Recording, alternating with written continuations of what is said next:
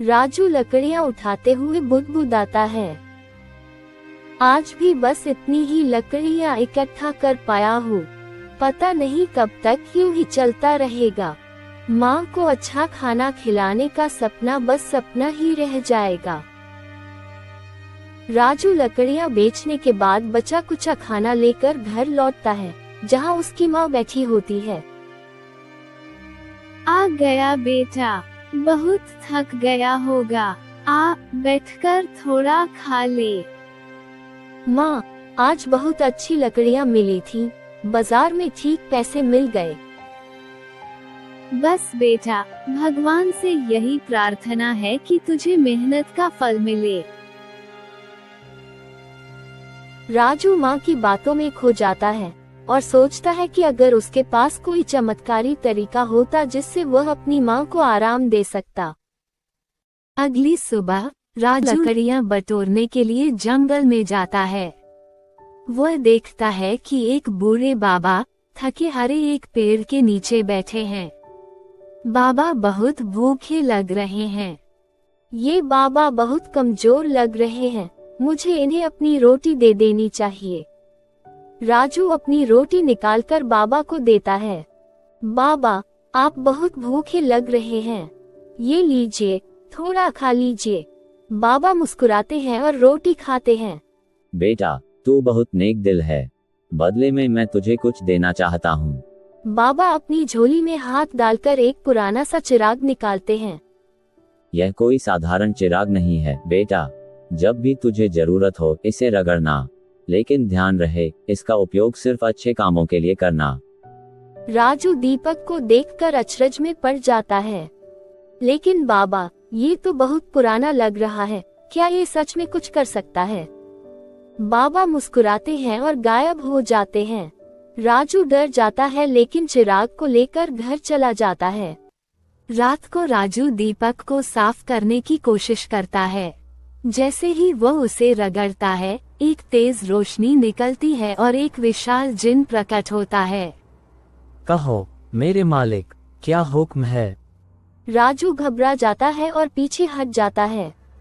तब तुम कौन हो? मैं इस जादुई चिराग का जिन हूँ। जो भी इसका मालिक होगा उसकी हर इच्छा पूरी करना मेरा कर्तव्य है।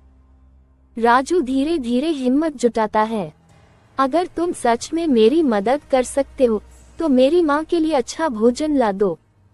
जिन हाथ घुमाता है और देखते ही देखते टेबल पर स्वादिष्ट भोजन आ जाता है। माँ की आंखें खुशी से चमक उठती हैं। राजू को समझ आता है कि वह इस चिराग का उपयोग सिर्फ अपने लिए नहीं, बल्कि पूरे गांव के लिए कर सकता है। वह जिन को बुलाकर सभी गरीब लोगों के लिए भोजन, कपड़े और मकान बनवा देता है। धीरे धीरे पूरा गांव खुशहाल हो जाता है। राजू बहुत नेक दिल लड़का है, भगवान उसे खुश रखे।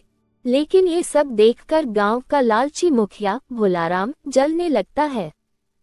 इस गरीब लड़के के पास इतनी दौलत और शक्ति कैसे आई? मुझे इस रहस्य का पता लगाना होगा।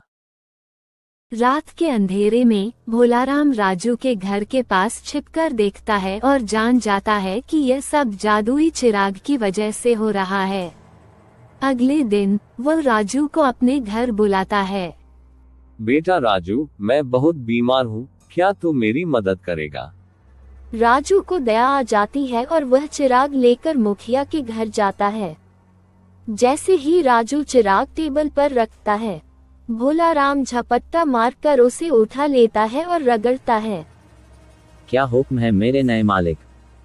मुझे सबसे अमीर आदमी बना दो। लेकिन जिन कुछ नहीं करता। मुझे खेद है, लेकिन मैं सिर्फ अपने असली मालिक की सेवा करता हूँ। इतना कहते ही चिराग भोलाराम के हाथ से उड़कर वापस राजू के पास चला जाता है। भोलाराम हक्का बक्का रह जाता है। नहीं, ऐसा कैसे हो सकता है? गांव वाले इकट्ठा हो जाते हैं। भोलाराम शर्मिंदा होकर सिर झुका लेता है। धन दौलत से कोई बड़ा नहीं बनता। असली खुशी दूसरों की मदद करने में है, न कि स्वार्थी बनने में। गांव वाले तालियां बजाते हैं और राजू की तारीफ करते हैं। हमेशा ईमानदारी की जीत होती है। भोला राम को उसकी गलती का एहसास होता है और वह भी गांव वालों की मदद करने का प्रण लेता है।